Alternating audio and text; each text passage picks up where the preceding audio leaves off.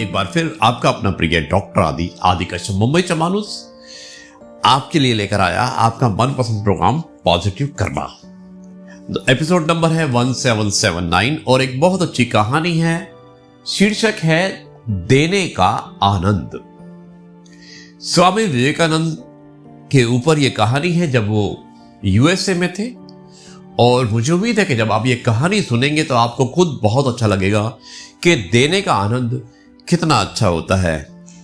यानी कि अगर आप किसी को कुछ भी देते हैं तो उसकी खुशी बहुत होती है, बल्कि इसके कि आप किसी से कुछ लेना चाहते हैं।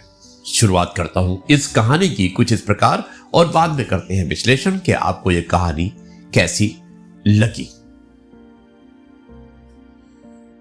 कहानी का शीर्षक है देने का आनंद। दोस्तों, स्वामी विवेकानंद के जीवन की ये एक घटना है और एक सच्ची घटना है। जब वो भ्रमण कर रहे थे तो उसी के दौरान और भाषणों के बाद स्वामी विवेकानंद अपने निवास स्थान पर आराम करने के लिए लौटे हुए थे। उन दिनों वो अमेरिका में ठहरे हुए थे और वो अपने हाथों से ही अपना भोजन खुद बनाते थे। वो भोजन करने की तैयारी कर ही रहे थे कि कुछ बच्चे उनके पास आकर खड़े हो गए। उनके अच्छे व्यवहार के कारण बहुत सारे बच्चे उनके पास आते थे। वो सभी बच्चे भूखे मालूम पड़ रहे थे। स्वामी जी ने अपना सारा भोजन जो उन्होंने बनाया था, खाना, सारे का सारा खाना उन बच्चों में बांट दिया। अब वहीं पर एक महिला बैठी हुई ये सब कुछ देख रही थी। उसने बड़े ही आश्चर्य से पूछा कि स्वामी जी, आपने अपनी सारी रोटियां तो इन बच्चों को दे डाली, अब आप क्या खाएंगे? स्वामी विवेकानंद जी मुस्कुराते हुए बोले कि माता, रोटी तो मात्र पेट की ज्वाला शांत करने वाली वस्तु होती है।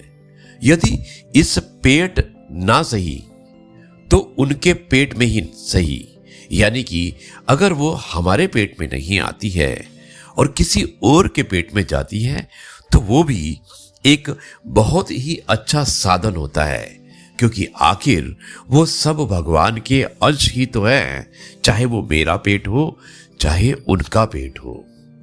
वो कहते हैं कि देने का आनंद पाने के आनंद से बहुत बड़ा होता है।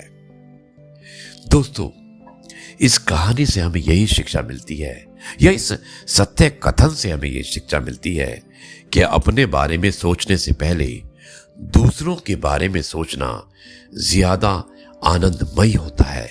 इसलिए अपने बारे में कम सोचिए और दूसरों के बारे में ज्यादा सोचिए, क्योंकि अगर आप किसी दूसरे के बारे में सोचते हैं तो याद रखिए कोई ना कोई आपके बारे में भी अवश्य सोच रहा होगा।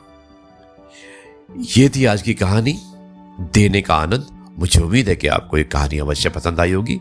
अब मैं इस कार्यक्रम को यहीं पर समाप्त करता हूं और कल आपसे एक बार फिर से मुलाकात करूंगा कुछ नई बातों के साथ।